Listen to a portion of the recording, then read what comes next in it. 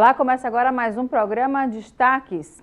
E a Quer Brasil e parceiros apresentaram na semana passada um gerador de energia que funciona com hidrogênio verde. Durante o encontro também foi anunciado que o dia 17 de novembro será o dia do hidrogênio verde no Ceará. Sem barulho e poluição, o gerador movido a hidrogênio é uma novidade no país. Ele foi acionado durante a apresentação do navio laboratório, também movido ao combustível limpo, que está rodando o mundo e fez parada em Fortaleza. Foi o equipamento que forneceu energia para o evento. É um marco muito importante, mas é uma parceria muito antiga. Como eu vos disse, a Quer é uma empresa genuinamente cearense, embora seja de capital francês hoje, e nós fomos fundados em setembro de 97. E somos talvez o único player do setor elétrico que mantém a sua sede aqui em Fortaleza. Esta parceria do Governo do Estado não é importante, é indispensável para o futuro da Quer no Brasil. Até porque nós hoje estamos a desenvolver 3 projetos de hidrogênio na zona do Pensei, um mais pequeno de cerca de 1 a 5 mega, um em parceria com a Vision de 280 mega e um projeto mais gigantesco. E exatamente estas medidas que o Governador anunciou em termos da lei são fundamentais para garantir essa estabilidade jurídica e em termos económicos para os investimentos. Por isso não é importante, é indispensável a parceria com o Governo do Estado. Ele utiliza 4,5 kg de hidrogênio verde por hora. Se fosse ligado durante 30 dias, teria capacidade de abastecer 150 residências 24 horas por dia durante todo o mês. O gerador tornou-se uma realidade graças a uma parceria da Quer Brasil com outras empresas, como a cearense CSI Gerpower. Na prática, o gerador recebe o gás hidrogênio, ele passa pela célula de combustível da Toyota, e na célula de combustível da Toyota a gente tem contato com o ar, o oxigênio. Aí a gente sofre um processo químico, ele gera elétrons, e esses elétrons se transformam em energia elétrica. É um processo 100% verde, né, sem emissão nenhuma de poluentes. O acionamento desse gerador reforça o que os especialistas em energia vêm propagando. A utilização do hidrogênio de baixo carbono não é algo do futuro, já é uma realidade. E a chegada desse equipamento à Fortaleza reforça o protagonismo do Ceará na necessária transição energética. Estamos vivenciando aqui com muita alegria a concretização de uma mudança de paradigma na produção de energia para o Ceará, para o Brasil, para o mundo. Aqui nós estamos com geradores da empresa Quer, que podem e vão substituir geradores que nós conhecemos a combustível fóssil, na produção absolutamente renovável, que são esses geradores. Visitamos aqui um navio absolutamente movido à energia renovável, aqui numa aliança de várias empresas que demonstram para o Ceará, demonstram para o mundo, efetivamente, que a transição energética está chegando e as mudanças que estamos realizando do ponto de vista tecnológico, do ponto de vista produtivo, permitem nós imaginarmos um Ceará se transformando numa grande referência para o Brasil, para o mundo, na produção de energia renovável, tendo como objetivo a produção de hidrogênio verde. E o Estado do Ceará tem se movimentado no âmbito interno, assim como tem movimentado no Brasil inteiro, para aprovarmos uma regulamentação de hidrogênio, uma regulamentação de energia eólica, para que nós tenhamos efetivamente as bases, assim como na reforma tributária, de garantir aos investidores que possam fazer os investimentos de longo prazo, para que com isso nós tenhamos uma mudança da matriz energética do Brasil. Isso só poderá ser feito em uma aliança muito forte, de muita confiança entre o setor público e os investidores privados. E é isso que nós temos que incentivar para garantir que a economia brasileira possa se transformar numa grande referência de fornecimento de energia para o mundo e de uma nova matriz energética para a sua planta industrial. Muito feliz com a Quer que está aqui, mostrando esse novo gerador dele, esse barco que está rodando o planeta, né, mostrando a primeira parada do Brasil aqui no Ceará, para mostrar a importância que o Ceará tem feito. E a gente fica muito feliz. Também o governador hoje lançou o Dia do Hidrogênio Verde, 17 de novembro. Isso é muito importante, pessoal. É de uma importância fundamental, porque a gente precisa criar uma conscientização da importância dessa transformação energética que a gente precisa fazer. Hoje a gente está vendo aí o planeta todo, o Brasil totalmente incluso, cidades aí chegando até temperatura de 50 e poucos graus, e a gente precisa dar um basta nisso. Então, eu acho que aqui hoje é um dia muito importante para que a gente possa cumprir, né, o dever de fazer toda essa transformação energética que o planeta tem cobrado. O combustível limpo, que deve representar um novo momento para o mundo e para o Brasil, ganhou espaço no calendário oficial estadual. Dia 17 de novembro será o Dia do Hidrogênio Verde no Ceará. O projeto de lei foi assinado pelo governador Eumano de Freitas. O dia que nós estamos estabelecendo, 17 de novembro, como Dia para o Hidrogênio Verde, é para nós provocarmos no Ceará todo ano a reflexão, o debate, a discussão, porque nós podemos, desde a nossa casa no estado do Ceará, produzir energia. Nós podemos produzir energia em casa, podemos produzir energia em grande escala, como já temos, e queremos aumentar com energia eólica, com energia solar, e tudo isso pode depois ser condensado na produção de hidrogênio verde, para nós termos, dessa maneira, uma nova economia no nosso estado. E isso, evidentemente, implica regulamentação, financiamento, pesquisa, ou seja, unificar academia, investidores privados, setor público, regulamentação, para que dessa maneira a gente possa avançar e gerar mais oportunidades de emprego, de possibilidade de trabalho para o nosso povo. E o dia 17 nós estamos estabelecendo em lei é para que todo esse debate, todo ano e de maneira permanente, possa acontecer no Ceará. O Ceará pode ter uma profunda transformação da sua economia com muita oportunidade de trabalho, de emprego, de renda para a nossa população. E a gente fala agora sobre a expectativa de fim de ano no setor de materiais de construção. Ao meu lado, o presidente da Associação dos Comerciantes de Material de Construção do Ceará, Carlito Lira.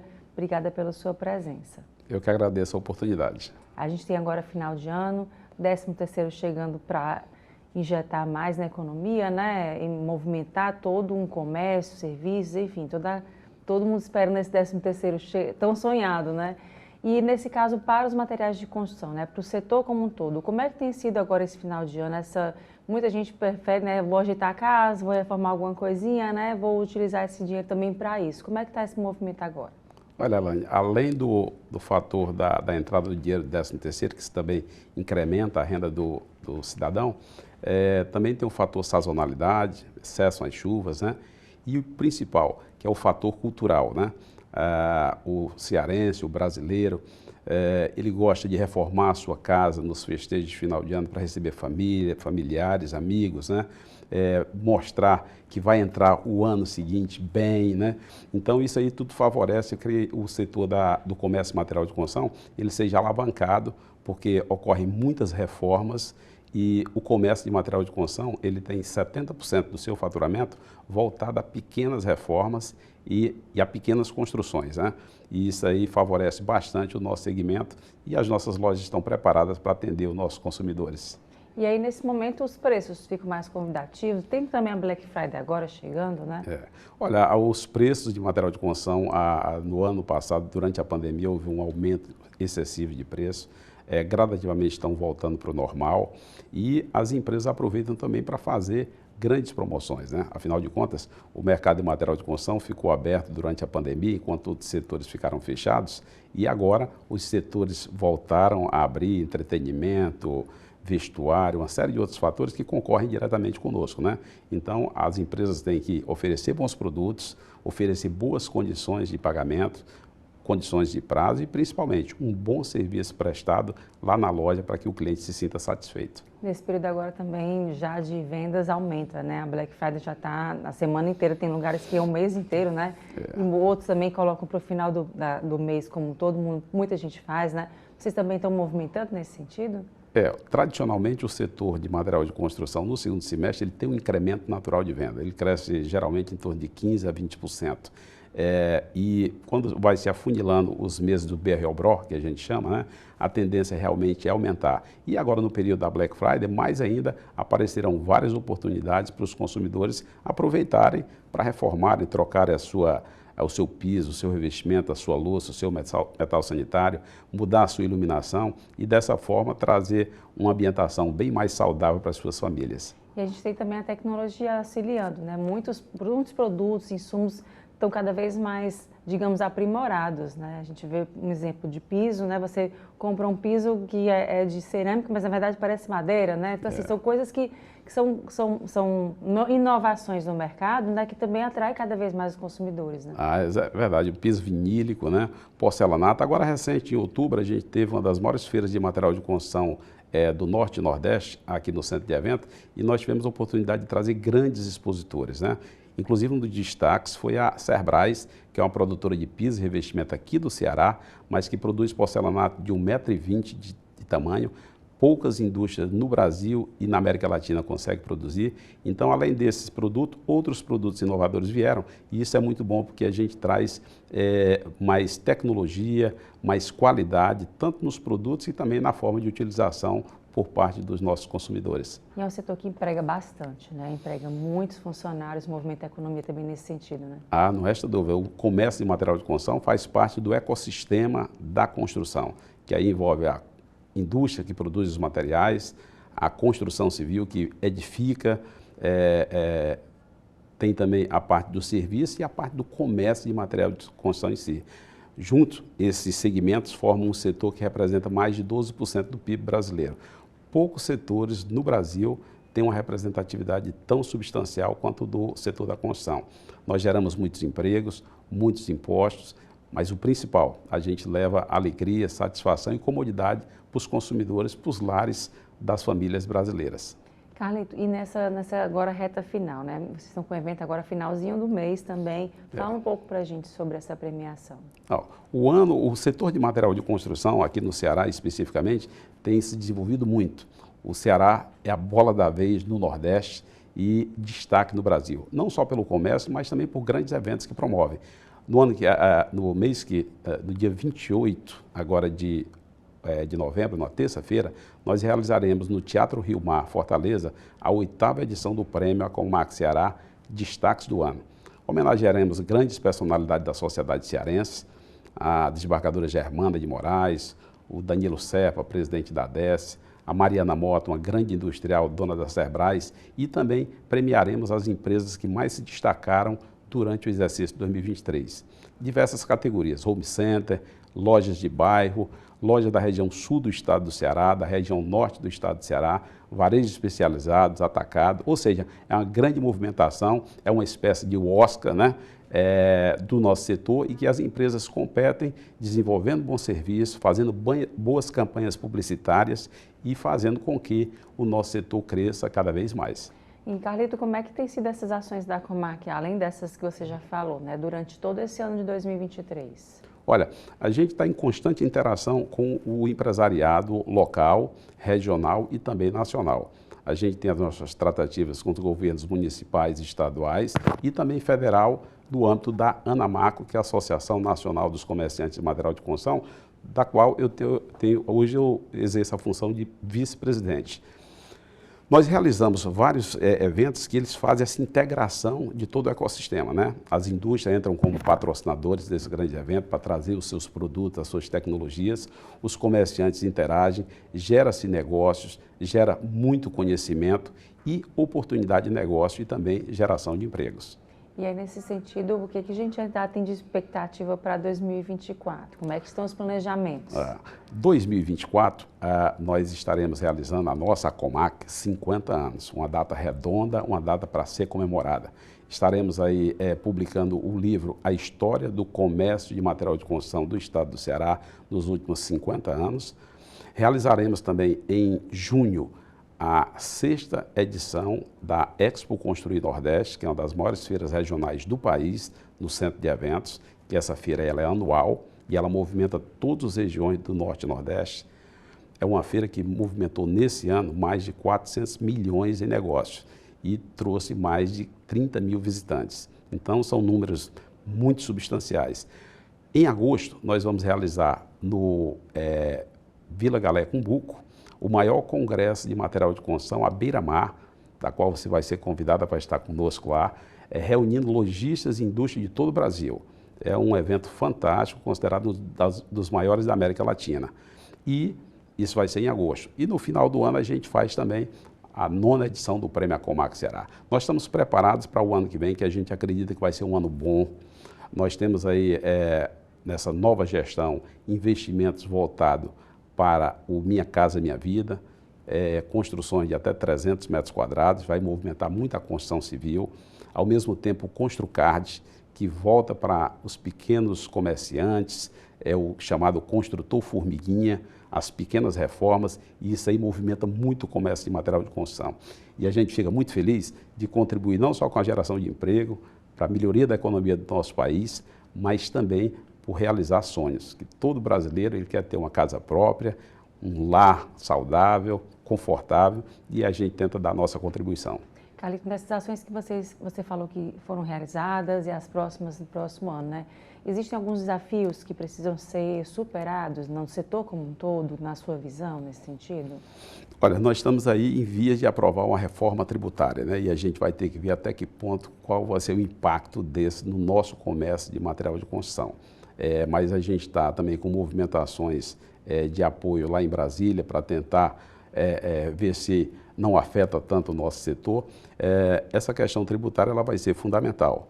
Com relação à economia, a gente tem expectativa, apesar do cenário global, a gente está aí com a guerra da Ucrânia, agora aquela lá no Oriente Médio, Israel, a gente sabe que isso aí tem um impacto global, mas ao mesmo tempo a gente tem que fazer o nosso dever de casa doméstico, né?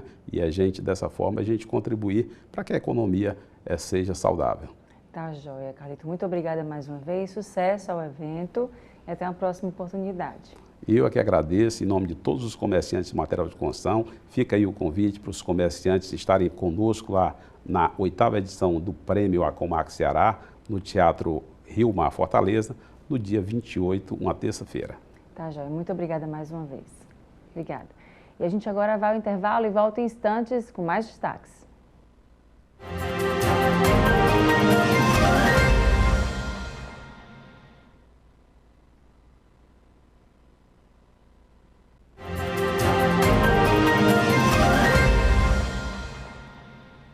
E os senadores aprovaram a ampliação de prazo para estados e municípios executarem recursos da Lei Paulo Gustavo. Com mudança, os recursos de incentivo à cultura poderão ser realizados até 31 de dezembro de 2024. O projeto segue agora para a Câmara dos Deputados. Outro projeto aprovado foi a criação da Política Nacional de Direitos das Populações Atingidas por Barragens, para proteger pessoas atingidas por este tipo de tragédia. O plenário do Senado aprovou a prorrogação de prazo da Lei Paulo Gustavo. O projeto estende por mais um ano, até dezembro de 2024, a data limite para a execução dos recursos previstos na lei, que são destinados a desenvolvimento de espaços e atividades culturais. A Lei Paulo Gustavo foi criada para incentivar o setor cultural afetado pela pandemia de Covid-19. Sem a aprovação desta terça-feira, estados e municípios teriam que devolver ao Tesouro o saldo que não foi usado. A execução dos recursos até 31 de dezembro de 2023 resta inexequível, tornando imperativa a aprovação desta proposição legislativa. Os senadores aprovaram a Política Nacional de Direitos das Populações Atingidas por Barragens, como Brumadinho e Mariana. A proposta define os direitos das populações atingidas pelas barragens, como indenizações e reparações, além das obrigações das empresas. Entre elas, o empreendedor terá que custear um programa de direitos desses cidadãos. Esta semana nós tivemos mais um episódio de interdição de barragens em Minas Gerais, que gera um risco às pessoas e ao meio ambiente, de modo que nunca é demais lembrar da importância de projetos dessa natureza e do fato de que tudo que nós temos que fazer para evitar novas tragédias como as que aconteceram em Minas Gerais, nós temos que nos incumbir de fazer. Foi aprovado ainda novo prazo para os municípios apresentarem os planos de mobilidade urbana. Uma das exigências da lei é priorizar os transportes não motorizados e coletivos. Municípios com mais de 250 mil habitantes terão até 12 de abril de 2024 para apresentar o plano de mobilidade urbana. Cidades com até 250 mil habitantes terão até abril de 2025. Proporcionará aos municípios mais tempo para planejar e implementar estratégias de mobilidade mais eficazes e adequadas às suas necessidades. Outro projeto aprovado determina o fim da multa aplicada pela Justiça ao advogado que abandona processo penal. O texto substitui a sanção por um processo administrativo na Ordem dos Advogados do Brasil. Nós que somos advogados sabemos o quanto a advocacia sofre, né? Parece muitas vezes que o processo é mais ágil quando é contra nós.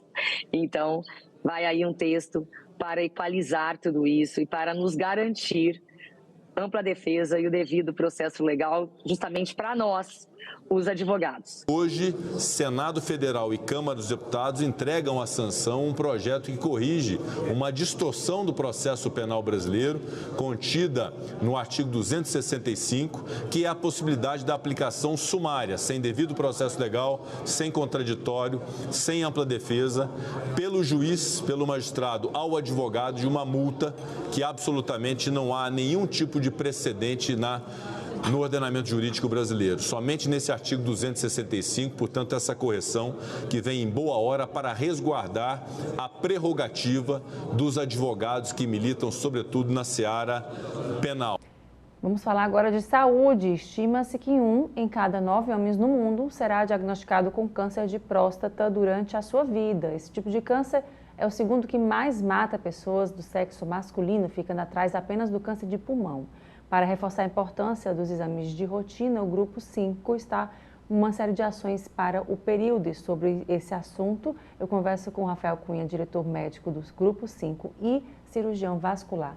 Muito obrigada, doutor, pela sua presença. Olá, Elaine, tudo bem? Tudo bem para quem está em casa? Eu que agradeço aqui o espaço para a gente falar um pouco sobre saúde. Nesse mês tão importante de prevenção no câncer de próstata, que é uma doença super incidente na população masculina e que é de um diagnóstico fácil, rápido, tá? E precoce. Ele tem um tratamento com uma curabilidade muito alta. Então, a gente consegue ter um índice de cura muito alto. Então, acho que é super interessante esse espaço que você está abrindo para a gente conversar sobre o assunto. Vocês estão com ações aqui durante esse período, né? Conta um pouco para a gente como é que elas estão sendo realizadas. Isso. Hoje a gente está dando gratuitamente o exame de PSA, tá, para os novos clientes do grupo que chegam, os pacientes que vão à clínica. Com isso, esse exame ele ajuda na prevenção, na detecção precoce, junto com o toque retal. Então, normalmente pacientes acima de 50 anos, homens, idealmente eles façam o exame de PSA e o exame de toque com um médico urologista ou um médico especializado. Como é que é esse exame? Esse exame é um exame super simples, é um exame que não machuca, não incomoda, é um exame onde existe uma mística muito grande no universo masculino sobre esse assunto e que isso é uma coisa que é para ser super discutida e clarificada para a população masculina, que não quer dizer que você faz o exame, você tem algum tipo de orientação sexual, isso não tem nenhuma relação com exames. A gente está falando de saúde, de cura, de detecção de doença. Então, você tem que pensar nos seus netos, na sua família, na sua esposa ou esposo, que tenha que fazer o exame para poder você detectar precocemente uma doença que pode vir a te atrapalhar no futuro. Então, faz o toque e faz o exame de sangue para poder tentar fazer uma detecção precoce, para ir partir para novos exames para diagnosticar. Eles têm que ser feitos juntos? Ou pode só fazer um e não fazer o outro? Tem essa desculpa, às vezes, eu posso fazer só um, o outro eu não posso fazer? Assim. Isso, normalmente os homens tendem a querer fazer só o exame de sangue, né? Porque, que é esse o PSA, que é o PSA, exatamente. Então, tendem a querer fazer por não querer fazer o toque, tá? Então, o ideal é que façam os dois, porque eles veem ângulos diferentes da doença, tá? Então, você não consegue com o exame de sangue ver textura, consistência, etc. da próstata. Então, é ideal que façam os dois exames. E nesse caso, você falou a respeito a partir dos 50 anos. É essa faixa etária ou pode ser um pouquinho antes? O que é mais indicado? Perfeito. É ideal que faça a partir dessa idade, porém, se você tiver com o xixi um pouco mais fraco do que você tinha antes, ou você está com dificuldade para começar a urinar ou terminar de urinar, ou você acorda várias vezes à noite para urinar, é ideal que você procure fazer o exame e investigar as causas, que podem ter outros motivos também, que não só esse, para dar esses sintomas, mas é ideal que você faça o exame e procure um médico para investigar. Tá? E no caso, detectada essa doença, né? Existe um estágio que possa ter cura? Sempre vai ter, se tratado antes? Como é que é feito isso a partir do momento que se detecta essa doença? Perfeito, excelente pergunta, Laine. Quando é feito os exames de screening, onde você identifica que tem que ser feito um exame a mais para diagnosticar o câncer, você faz uma biópsia, aí você tem um diagnóstico definitivo. Normalmente, você faz a biópsia, tem um diagnóstico, aí você faz um estadiamento, onde você classifica o câncer e você escolhe o tratamento adequado. Normalmente, um diagnóstico precoce, a cura é 100%, e o paciente volta a uma vida normal, sem nenhuma sequela. E aí, nesse caso, existe hereditariedade? Você pode, quem teve, né? Eu tive meu pai, que infelizmente teve, eu posso ter também. Existe uma probabilidade disso? Ótimo, um bom ponto. Existem alguns fatores de risco envolvidos com o câncer de próstata. Hereditariedade pode ter a ver, então familiar, se você tiver um familiar, ideal que você procure o mais cedo um médico urologista para um acompanhamento. Obesidade conta, tabagismo e álcool. Então, esses 3 fatores de risco também influenciam bastante no câncer de próstata. Então, e se você parar para pensar, esses 3 fatores de risco, eles estão meio que em quase todos os cânceres, né? Então, você tratar tabagismo, obesidade e álcool, você elimina aí o risco de uma série de outros riscos. Tá? E aí, nesse momento, né, de ação que vocês estão realizando do PSA gratuito, né? Além dessa ação também, quais são as outras de conscientização? Além dessa ação de novembro, né, em outubro rosa também, durante todo o ano, como é que vocês se movimentaram nesse sentido? Excelente.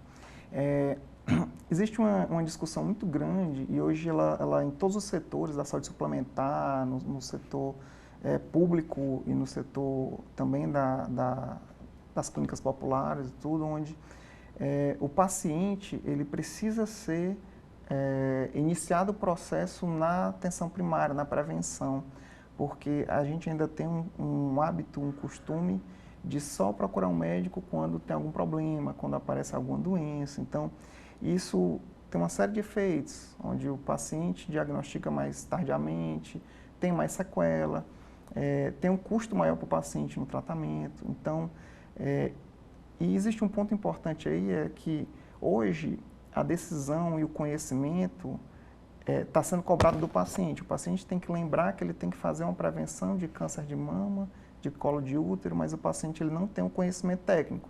Então, qual é o nosso objetivo? É levar para o paciente e informar ele que mulher tem que fazer prevenção de colo de útero, se for sexualmente ativa, tem que fazer uma prevenção de câncer de mama, com mamografia e outros exames, ultrassom. Então, a gente tem um calendário anual onde a gente tenta lembrar o paciente dos exames que ele tem que fazer para prevenção, não só de câncer, tá? Mas assim, acompanhamento, diagnóstico precoce de diabetes, pressão alta.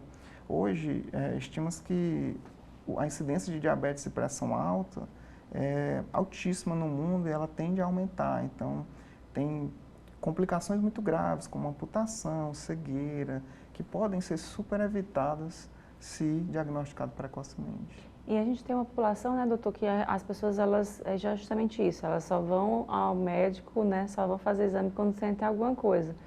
E às vezes tem até aquela cultura de dizer assim, não vou não, porque vai que acha, né? É isso. E é bom que ache, né, que a gente, isso. né, consiga cuidar da nossa saúde, né, prolongar a nossa permanência aqui, né? Isso. E também com relação aos mais jovens, né? Muitas vezes se tem essa ideia de, não, vou aproveitar a vida, né, não vou me preocupar com isso agora, mas com o tempo vai passando, né? Lá na frente a gente vê essa poupança de saúde que a gente fez durante a vida, né?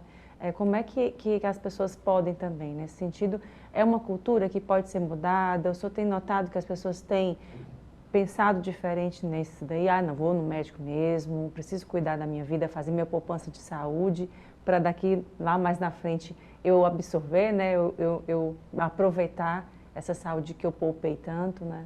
Sem dúvida, sem dúvida. Isso é um ponto primordial assim, para a saúde pública, porque a gente precisa se cuidar no início. E o que é interessante, Elaine, quando você compra um carro, né, você faz revisão todo ano ali do carro, se ele quebrou, se ele não quebrou, você está lá na concessionária fazendo a revisão. e você não faz isso na sua saúde, né? Você deixa espera, pra lá, deixa para lá. Outro dia, segunda-feira, quem sabe, depois do Natal. Sim. Então, fica esse momento assim de decidir a hora de fazer essa prevenção. Então, pelo contrário, a gente tem que... E eles estão certos, se procurar, acha. Tá certo, mas é para achar. É para achar, para cuidar, né? Para cuidar, exato, porque se achar mais na frente, já acha num momento diferente, mais avançado. E assim, todo mundo quer viver mais. Se você perguntar para qualquer pessoa se ela quer partir mais cedo alguma coisa, ela vai dizer que não. Ela vai dizer que não quer, mas quando você chama ela para fazer uma prevenção, ela fica na dúvida se vai ou não. Então, é um trabalho de formiguinha. Cultura, uma mudança de cultura leva tempo. É isso, doutor. Eu lhe agradeço mais uma vez. E para a gente encerrar aqui, como é que faz para saber mais informações de vocês, das ações, nas redes sociais, site? Perfeito. Então, você pode entrar no site clinicacim.com, onde lá você acessa o site e tem todas as informações sobre a campanha, sobre os especialistas que você pode consultar ou agendar e os exames que você vai precisar. Ok, mais uma vez, muito obrigada. Até uma próxima oportunidade. Prazer foi todo meu, Elaine. Obrigada. E agora é o intervalo, a gente volta em instantes com mais destaques.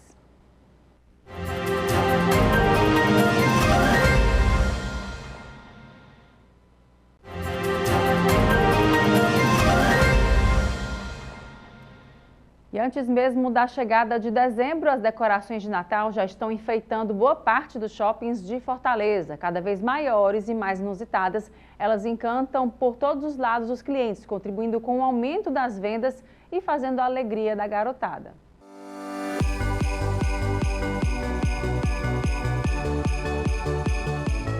O pequeno Jackson, de apenas 1 ano, ainda nem aprendeu a falar, mas já conhece o que é um shopping em período natalino. Tudo culpa do pai dele, que aproveitou a tarde de compras para mostrar a decoração de Natal para o filho. Hoje a gente veio dar um passeio, né, com ele, para ele ver o Natal aqui do Shopping Rio Mar. Eu acho que ele vai gostar bastante. Interessante, né, porque a gente traz toda a família para cá para curtir e tudo mais. E agora nessa idade aqui, eu acho que ele vai ficar encantado aqui com a decoração. Essa árvore de Natal gigante tem nada mais, nada menos que 20 metros de altura, o equivalente a um prédio de 7 andares. A decoração completa tem personagens conhecidos do cinema e é um atrativo estratégico do shopping para a magia do Natal dos clientes. A nossa temática esse ano é o Toy Story, é uma decoração temática da Disney. A gente sabe que Disney sempre encanta. No passado nós viemos com Mickey, esse ano com o Toy Story.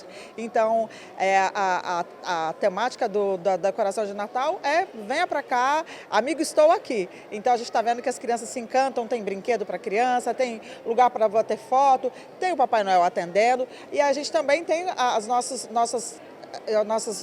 atividades especiais, digamos assim, que é o Papai Noel Azul, onde a gente está atendendo famílias com crianças, com pessoas com espectro autista, quando o shopping está fechado, em horário especial. Então, é um público que precisa de um pouquinho mais de calma, com poucas luzes, com pouco barulho. Então, a gente tem o atendimento especial do Noel Azul para crianças com espectro autista e também para as famílias de pet, para as mães e pais de pets. A gente também tem o Papai Noel Pet, que tem um trono especial só para atender os cachorrinhos que passeiam pelo shopping. O clima natalino é acompanhado da Black Friday, época das mais generosas promoções nos shoppings de Fortaleza. Os descontos aqui neste shopping do bairro Papicu variam de 30% a 70%. Mas além dos descontos, o horário de funcionamento do shopping passa a ser estendido de sexta a domingo, dias com a maior movimentação de clientes. A Black Friday é uma super oportunidade, né? Hoje ela já é a segunda data, a maior data do varejo. Então a Black Friday desse ano acontece no dia 24 de novembro, que é sempre a última sexta-feira do mês. E vocês podem ver que várias das nossas lojas já estão antecipando a Black, com descontos que vão de 30% a 70%. Mas o dia principal é a próxima sexta-feira. Até lá, os consumidores já podem aproveitar o que as nossas lojas estão oferecendo. A demanda é muito grande, os grandes magazines sempre pedem também para poder abrir mais cedo, com as melhores ofertas e tal. Então, nessa sexta-feira, especialmente, o shopping está abrindo às 9 da manhã e levando seu funcionamento até às 10 da noite. Aproveitando a data, Franco trouxe os filhos para uma tarde de muita diversão.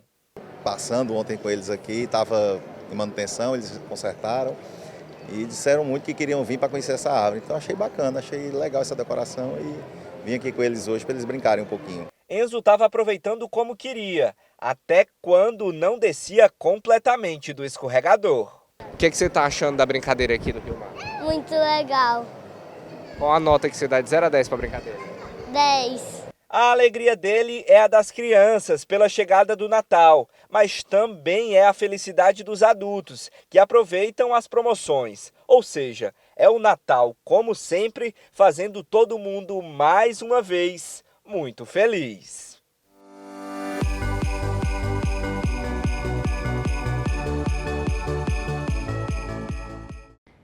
E o iFood vem ampliando o escopo da Central de Apoio para Entregadores. A iniciativa fornece assistência jurídica e psicológica gratuita para profissionais vítimas de discriminação e vai passar a atender casos de agressão física e ameaça, por exemplo. Sobre esse assunto, eu converso com o Johnny Borges, diretor de Impacto Social do iFood. Obrigada pela sua presença. Obrigado a você pela oportunidade de contar um pouco mais sobre a Central de Apoio Jurídico e Psicológico dos Entregadores. Johnny, fala um pouco para a gente dessa ação, né? Como é que ela já existe e como é que ela vai passar a atender também? Já está acontecendo? Tá. A gente, durante o primeiro semestre de 2023, viu uma crescente no número de casos de violência contra os entregadores, né? A gente realizou até uma pesquisa com mais de 2.000 entregadores no Brasil e a gente constatou que mais de 20% dos entregadores sofreram algum tipo de violência durante o período de trabalho.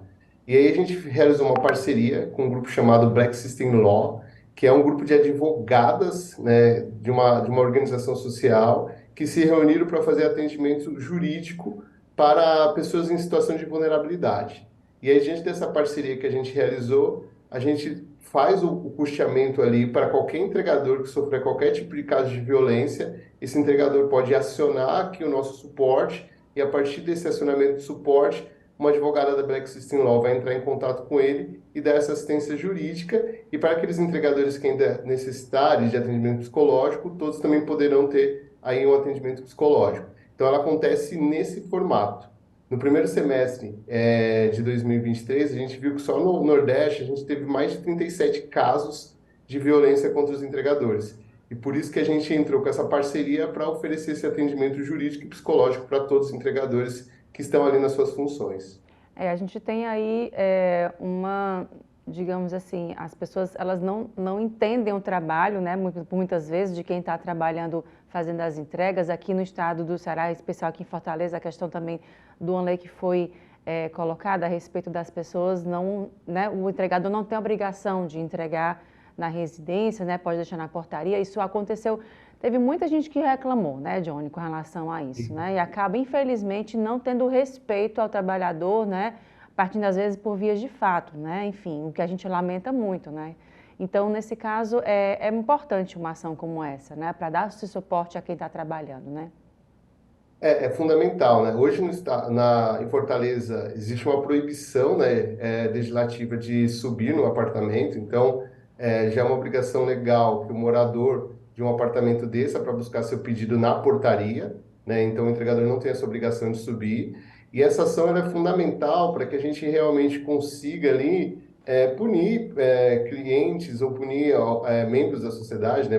Punir cidadãos que façam caso de violência ali contra o entregador. O entregador está na profissão dele, né? Ninguém merece ser violentado por estar trabalhando, ninguém merece sofrer um ato de violência por trabalhar. A profissão do entregador é fazer ali a entrega mais rápida e eficiente para o cliente, e ele precisa ser respeitado por isso e valorizado por isso. Durante a pandemia, essa profissão foi extremamente valorizada.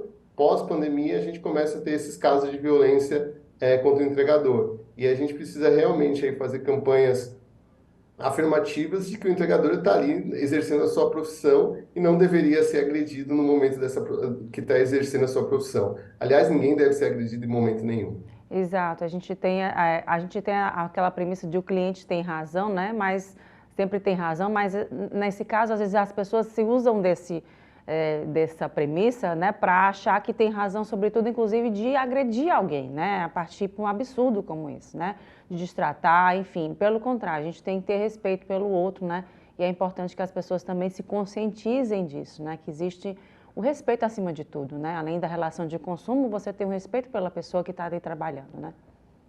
Sim, e o ecossistema do iFood é composto por três atores, né, sociais ali: o entregador, o cliente e o restaurante. E a gente precisa trabalhar, né, fortemente com toda a tecnologia, com inteligência artificial, e com campanhas de conscientização para que esses três atores possam conviver de forma harmoniosa. Com Desculpa, harmonia, né? harmoniosa. Com muita parceria, né? Precisa ser feito isso, né, Johnny? É isso, então acho que essa é uma relação muito importante desses três atores do ecossistema do iFood. Então, o restaurante que prepara o pedido, o entregador que faz a entrega e o cliente que recebe esse pedido. Então, a gente precisa que esses três atores possam estar em conjunto entendendo os limites de cada um, né? Então, quais são os limites? A gente sabe que o cliente, quando pede, está naquele momento de fome, né? E ele pede diante desse momento. Mas isso não dá o direito de ninguém a fazer uma agressão contra o entregador. Isso não dá o direito de ninguém a agredir um restaurante, o cozinheiro que está preparando a sua alimentação.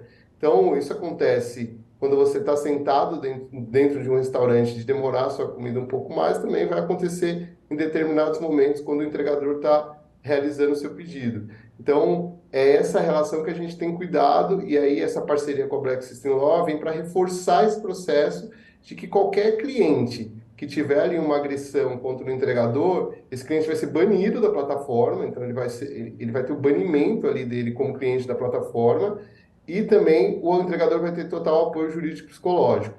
Hoje, a gente está lançando também uma cartilha, né, para os entregadores de como ele deve fazer ali o reporte. Essa é uma aula que a gente tem chamada no Decola, que é uma plataforma que a gente usa para que os entregadores tenham um aperfeiçoamento da profissão, e a gente vem lançando campanhas educativas ali e como o entregador precisa fazer essa denúncia.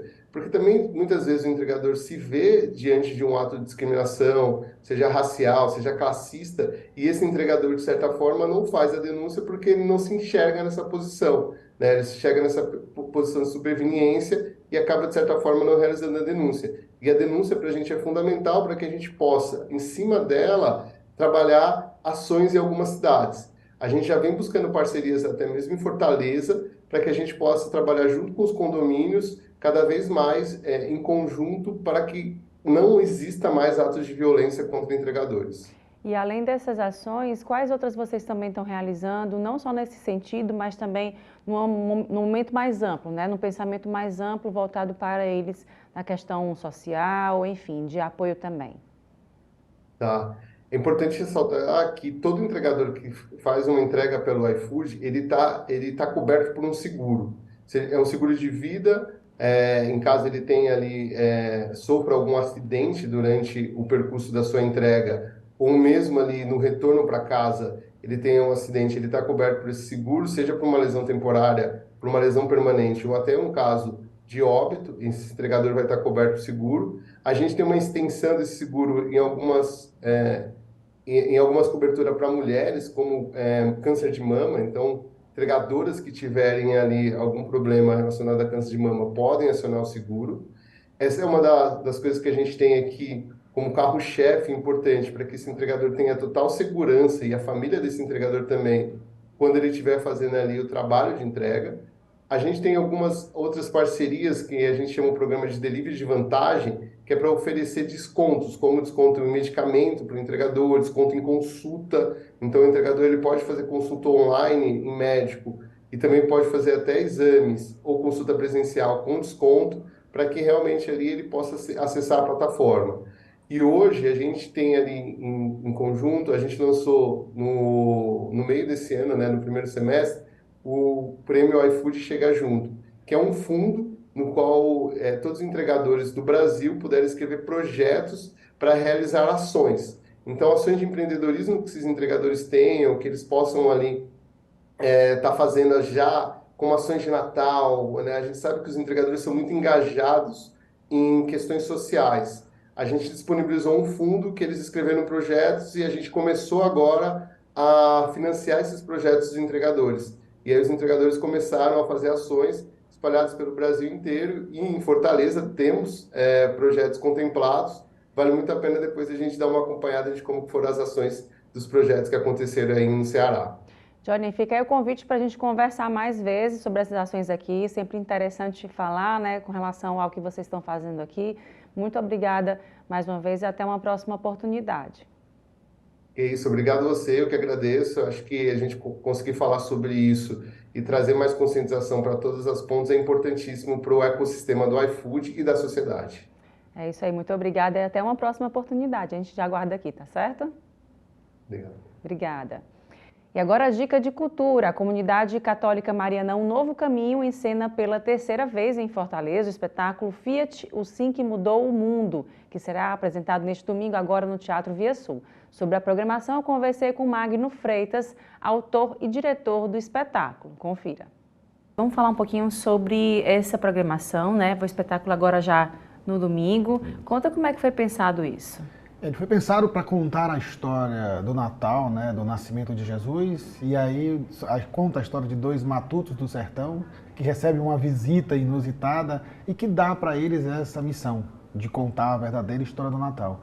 E aí eles saem dentro do conhecimento deles, da vivência deles, contando a história do nascimento de Jesus, né, com músicas, danças, teatro, poesia, e isso englobando um universo fantástico, meio que teatro de rua, mambembe, meio circense, e aí a gente faz um espetáculo bem bacana, bem movimentado e bem alegre. Já é um espetáculo que é feito todos os anos, já faz parte, é isso, da programação? Já, o Fiat, o Sim que Mudou o Mundo, a gente está indo para o terceiro ano, né? Esse vai ser o terceiro ano dele, mas dentro da nossa comunidade a gente já tem com 12 anos apresentando espetáculos de Páscoa também, né?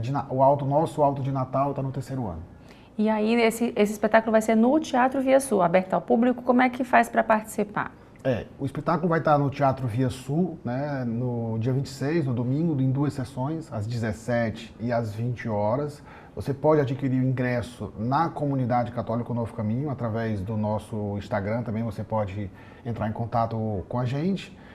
E a gente tem uma meia social onde você leva 1 quilo de alimento e paga meia entrada. Então a gente ajuda algumas entidades carentes e ainda assiste um grande espetáculo. Pode levar a família toda para participar? Pode, família toda, de 0 a 135 anos, né? Todos são convidados. A gente fala de Jesus, então a gente fala para a família, né? A gente fala para as pessoas que querem ter um pouco esse afago, desse reencontro nesse tempo de advento com o nascimento do nosso Senhor. E aí é nesse momento, né? Durante os ensaios, durante a preparação, como é que é tudo isso, esses bastidores antes do espetáculo propriamente dito chegar aos palcos? É uma grande odisseia, né? A gente começa as preparações em junho, com as primeiras reuniões, contratação de pauta de teatro. Depois a gente vai juntando todos os servos da comunidade, que é todo feito pelos jovens da comunidade, os jovens casais.